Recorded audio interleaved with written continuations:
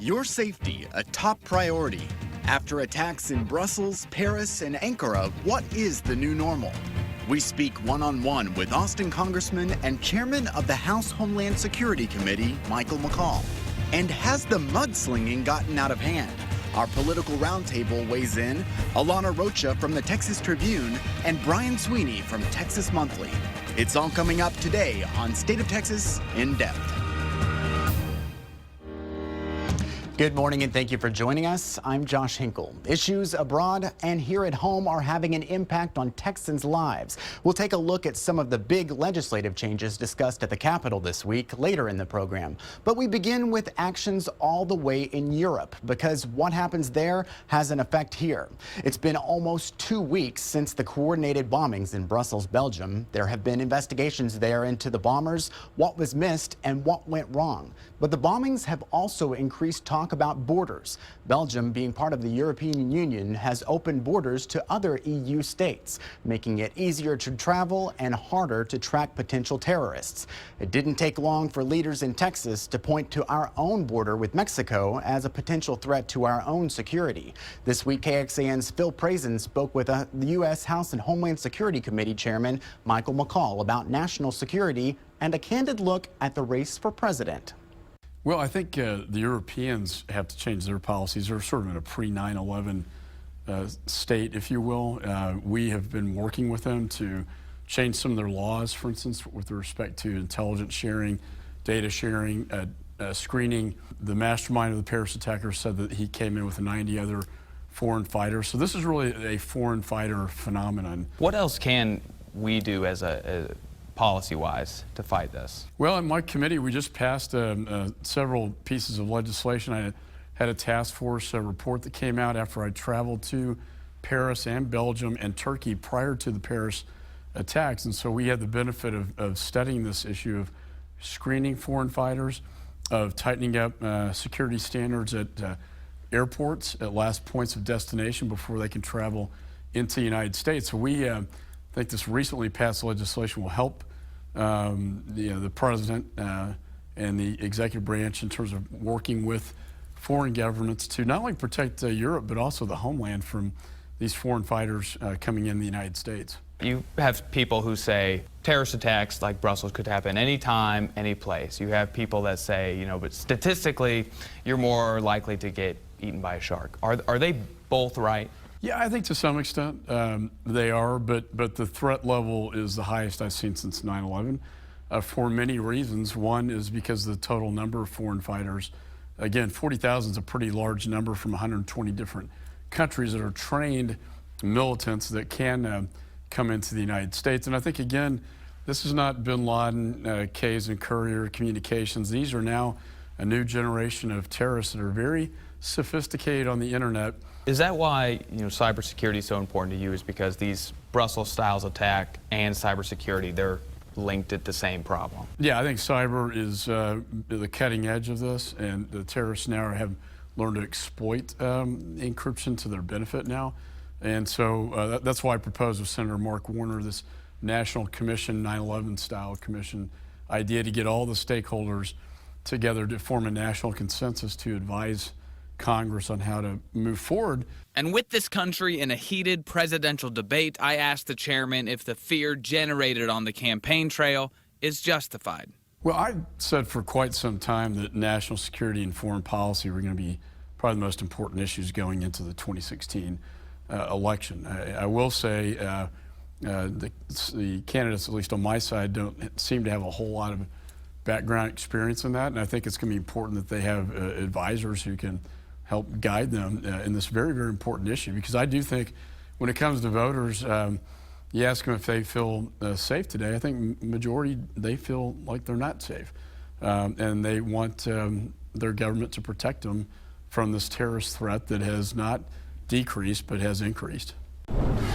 McCaul is talking about the very thing our roundtable is hammering out this morning, the presidential race. Alana Rocha from our media partner, the Texas Tribune, and Brian Sweeney, editor-in-chief for Texas Monthly. Thank you both for being with us. Glad to be here. Thank you. So McCaul was talking about the foreign policy experience and ideas for the Republican candidates. Obviously, on the Democratic side, we have a former Secretary of State, but really what we know about Ted Cruz and Donald Trump with foreign policy isn't a lot beyond the grand statements they've been saying, you know, bomb ISIS, build a wall, those kind of things. Right, and it seems like those have been getting by. I mean, with Trump being the front runner and not offering much details when it comes to what he would do, and withholding policy when it comes to Israel or Russia. So it doesn't seem like that's important, at least at this stage in the game, to voters. Do you think that as we get a little further, maybe toward the general, and someone might have to go up against Hillary Clinton? I think that you would have to. I think at this point it really does become a question of tone and maturity in talking about these issues. What are voters going to be receptive to? Certainly if you look back at President Obama and President George W. Bush, they also did not have strong foreign policy credentials coming in, but I think that they surrounded themselves with a team that made that acceptable to the country and to the voters. And really it's about who they're going to surround themselves Absolutely. as, Right. you know. Do you think McCall making that kind of talk might mean he wants someplace in the cabinet? Oh, I'm sure. I mean, especially given his leadership position right now with Homeland Security, and you know, he's always on the Sunday talking shows and definitely, you know, publicizing that role and his experience there. So I'm sure it's a possibility. And what do you think? Sure. I mean, all politicians have that natural inclination to move up. I think, though, that the Republican Party is in such disarray. I think that there's a real chance that there are some candidates that people will not want to align themselves with. We'll have to see. As it comes to Trump, I always think that he will start talking more maturely and more thoughtfully, and then we see that, in fact, he will double down on previous statements. That may scare some people away. All right. Well, we will talk a little bit more about that coming up. Listen, I think nominating Donald Trump would be an absolute train wreck. Wisconsin's not doing well. So he would have been better off if he didn't endorse Ted Cruz, because now I'm just letting out facts that nobody would have even known. I'm telling you, nobody even knows these facts. How down and dirty will this election get? And how is Texas' own Ted Cruz handling the mudslinging? Our roundtable continues next on State of Texas In Depth.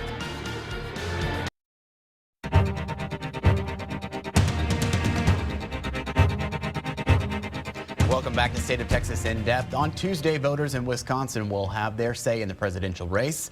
With the time in the Badger State, the race has gotten particularly nasty, especially on the Republican side. Back with me now talking about the mudslinging, our political roundtable. Welcome back.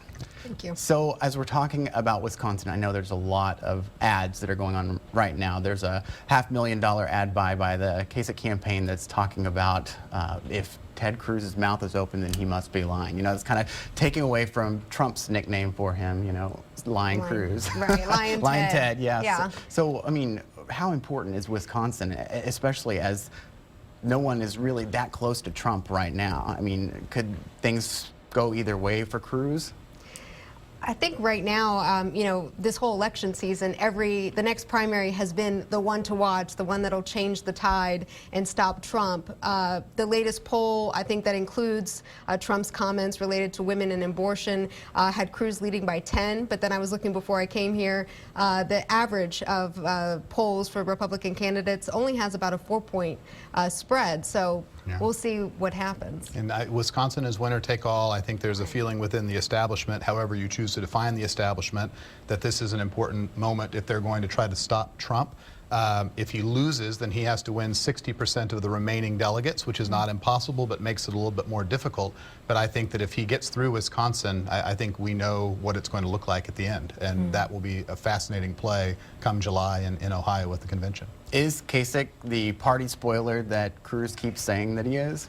I think, you know, he's taking delegates away that, you know, potentially that Cruz could be getting. I did crunch some numbers, and I believe that, you know, what Trump's at 763 or 736, about 500 away from securing the nomination. Cruz, what, 463, Kasich around 100 something. So he definitely has a long way to go.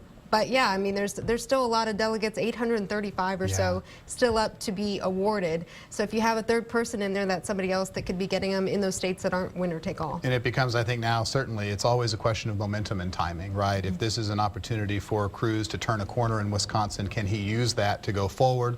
We have certainly seen that Cruz's numbers have increased as candidates have dropped out, as Donald Trump has become even more Donald Trump-like in his statements, and that Trump's numbers have faltered or have begun to slip a little bit. So it's the opportunity. The question is, who seizes it?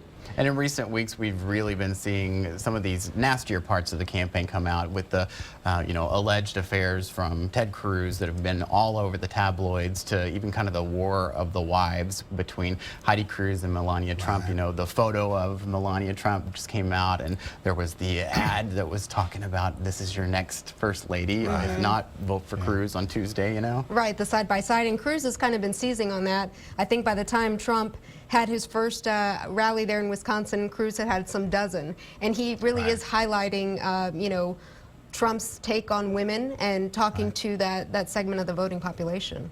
And when it comes to Trump's take on women, I'm assuming that abortion comment about women who have abortions should be punished, which he's now going back on. Yeah. I mean, that can't win him any votes with women. Well, when he pulled it back the first time, it wasn't a full pullback saying providers are the ones who should be punished. But, every time we've heard something controversial come out of Trump's mouth this election cycle, we said, oh, that's it. That's going to be the turning point. And it hasn't been. But it hasn't been a good week for him. Well, I got to ask, because your outlet broke the story about Governor Perry not actually having a vote cast in the primary, and that just seemed odd to so many people. But there's maybe the hidden notion there that maybe his vote didn't find its way to the ballot because of a possible independent run. Yeah, there you go. Well, I mean, February 1st, he went in person to the Fayette County Election Office, evidently to pick up his mail-in ballot. His former campaign advisor said within 72 hours he dropped it back in the mail. It never arrived, according to the clerk there in the county. One of the 2 requirements to run as an independent is that you don't register your vote in either the Republican or Democratic primaries. He was on CNN, I think, just this week saying unequivocally, he couldn't say that he wasn't running as an independent, but that unequivocally Cruz would be the nominee. Yeah, he's even going back to Super Tuesday when all of the coverage had focused on Houston. Governor Perry was telling CNN that it would be a whole new ball game if it got to that stage of the campaign, which proves that hope springs eternal. We'll see. And there are still those people that are hopeful that Governor Perry has not gone down in flames in this whole thing yet. I know, he still seems, though, like I follow him on Instagram, and I think just this week he was at the Round Top Pizza Wagon and posting pictures, so he seems to be enjoying retirement, but who knows, again, this election cycle. All right, well, thank you guys, appreciate it. All right, straight ahead, it's one of the major stretches of highway in Central Texas meant to ease congestion throughout the heart of Austin. So why aren't more drivers, especially truck drivers, using it? And what would it take to get them to switch gears? Next on State of Texas In Depth.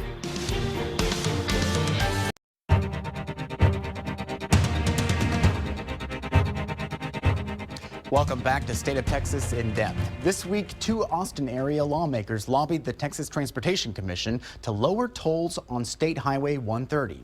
As KXAN's Phil Prazen explains, it's all to get trucks off Interstate 35. It's not a new problem. At a minimum, big rigs can clog your commute. Bumper to bumper traffic, man, every day. At their worst, they can be deadly. For years, leaders have tried to lure big truck traffic off Interstate 35 and onto SH-130 to the east. This is one small way to provide an immediate help. Representative Celia Israel was part of a team that found money in the state budget to encourage trucks to bypass Austin. That are just trying to get from San Antonio to Chicago. They don't need to come into the heart of the city. I went out to see what the difference would be. Driving one way from Buda to Georgetown on SH-130. There's 2 already. I started counting trucks. Boom, 25. There are a lot of trucks on this road, but there's room for more. 152, 153 right here. It is more expensive, but it's a lot faster. I counted 154 on my pass-through. If all goes according to plan, leaders hope to see a 50% increase. So next time I drive through, more than 75 trucks would have moved from Interstate 35 downtown to the state highway. Is it a little bit more peace of mind to pay that $8 as opposed to that $26? That makes him pause and say, you know what, I might just use that. John Esparza from the Texas Trucking Association says his job now is to spread the word. Why drive through that downtown thicket when there's a cheaper, open road to the east? Phil Prazen, KXAN News. The plan calls for phasing in the discount for truckers. Eventually, truck drivers could pay a third of what they do now to drive SH-130. Another big topic, how big those trucks really are. The State Senate Transportation Committee met this week to look at current regulations and penalties for oversized or overweight vehicles. The goal is to minimize the impact on the state's bridges, like what happened a little more than a year ago in Salado. An oversized big rig then hit a bridge under construction, causing a beam to fall onto I-35 and killing one man. Again, if the recommendation, or we make recommendations, I wouldn't necessarily just say no more tolls forever and ever. Coming up, a final word on Texas toll roads. What would it take for you to drive for free? Next on State of Texas In Depth.